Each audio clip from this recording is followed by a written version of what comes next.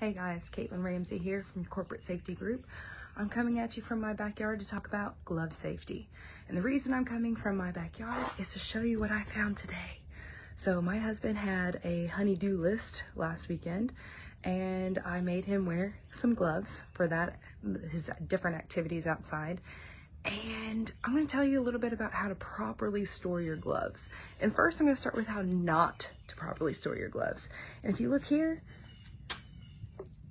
that's not where we're going to store our gloves.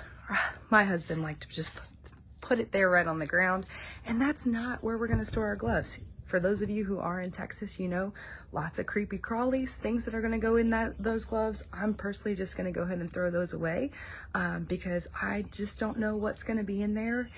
But anytime you are going to be taking your gloves off, please make sure you're storing them in your locker or in another safe place. For any gloves that are, like welding gloves or anything like that, that are not as frequent or everyday, make sure you're putting those in a container, like a sealed container, and tucking those up in a way to make sure that there's no spiders, scorpions, anything that can find their way into a nice dark hole. But going on to just inspecting your gloves before you put them on, I always like to pinch the fingers just to make sure there's nothing in there, just out of a habit.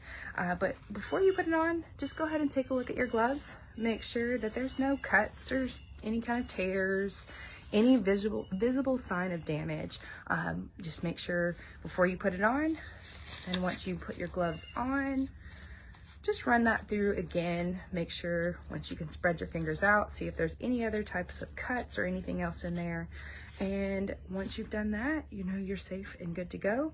If you do identify any type of cut or tear or wear in your gloves, please notify your supervisor immediately and get a replacement pair. Sorry, got a bug in there. Make sure that you replace those immediately. We don't want to keep our gloves too long.